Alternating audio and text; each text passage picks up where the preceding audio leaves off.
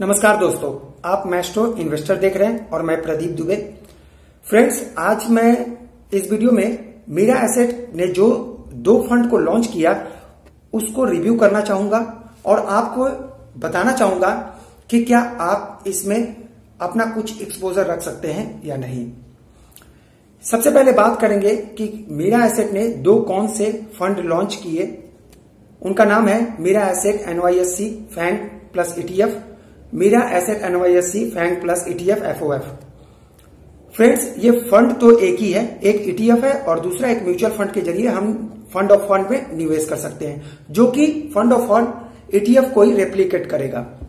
सबसे पहले समझ ले, इसमें एक ग्लोबल स्टॉक्स रहेंगे, टॉप 10 स्टॉक्स रहेंगे और इसके एसेट एलोकेशन 10 स्टॉक्स में ही डिवाइड होगा।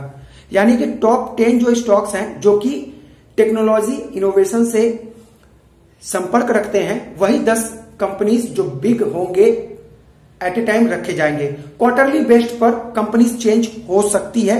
अगर कोई कंपनी टॉप 10 में जगह बना रही है न्यू कंपनी, तो वो यहां पर आ जाएगी।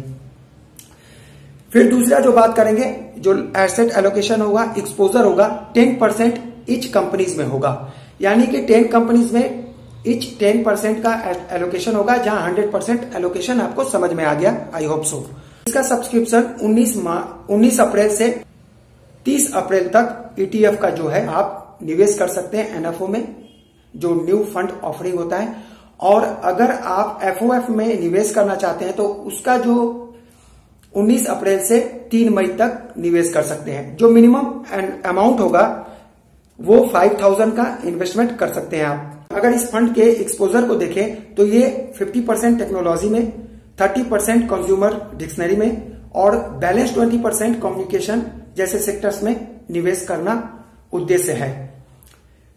फैंग जो है FANG, वो स्टैंड करता है Facebook, Amazon, Netflix and Google.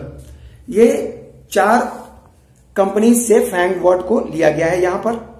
और टैक्सेशन की बात करें कि आपको पता है, इसके पहले भी मैंने आपको बताया चुका हूं कि जो इंटरनेशनल म्यूचुअल फंड होते हैं वो नॉन इक्विटी म्यूचुअल फंड के तरह टैक्सेशन उनका होता है। तो डेट फंड के तरह टैक्सेशन होगा। यानी कि विद इन 3 इयर्स अगर आप रिडीम या विड्रॉ करते हैं तो आपको short term capital gain tax लगेगा। अगर आफ्टर 3 इयर्स बाद रिडीम करते हैं, विड्रॉ करते हैं, तो long term capital gain tax लगेगा, जो कि 20% है। और उसके साथ साथ आपको इंडेक्शन का बेनिफिट भी मिलेगा। अब इसे समझने के लिए आपको वीडियो के डिस्क्रिप्शन में एक लिंक दिया हुआ है वीडियो का, कि म्यूचुअल फंड का टैक्सेशन कैसे होता है, उसे जरूर देखें। अगर देख चुके हैं तो एक बार अपने आप को रिफ्रेश कीजिए और वीडियो को देखिए, जिससे कि आपको पता चल जाए कि म्यूचुअल फंड का टैक्सेशन कैसे होता है। 2 मिनट का वीडियो में आपको समझ में आ जाएगा। तो ये एक ओपन एंडेड स्कीम लेकर आया है मीरा एसेट, जिसमें कि आप निवेश करने के बाद कभी भी रिडीम और विड्रॉ कर सकते हैं। लेकिन ये NFO का जो टाइम पीरियड है वो क्लोज होने के बाद, उससे पहले उसके बीच में नहीं कर सकते। रिस्क का बात करें तो रिस्क के आप जैसे देख चुके हैं, सुन चुके कि 10 ऐसी कंपनीज आएगी जो कि टेक्नोलॉजी इनोवेशन पे बेस्ड होगी।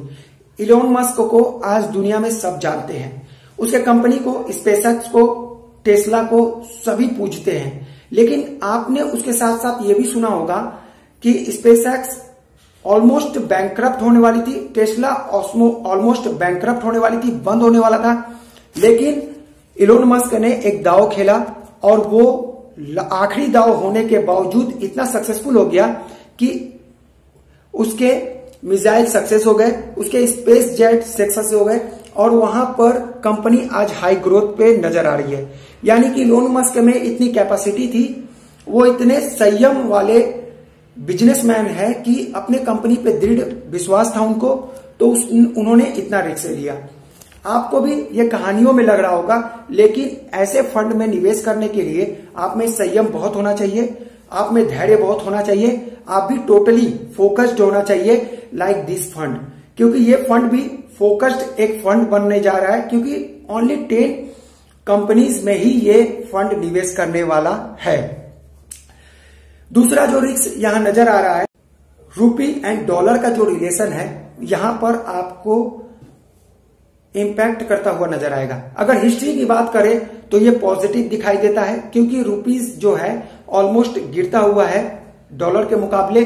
तो फ्यूचर में अगर ऐसा चलता रहा तो 10 साल बाद आपको रूपी एंड डॉलर का भी बेनिफिट मिलेगा।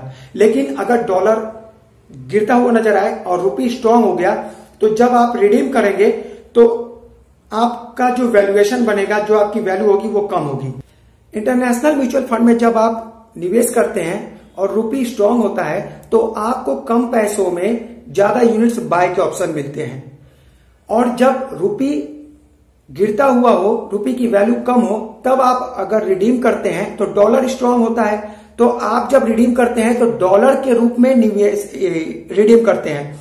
तो रूपी में जब वो कन्वर्ट होता है तो आपको ज्यादा पैसे मिलते हैं, क्योंकि वहां पर रूपी की जो वैल्यूएशन है वो कम है।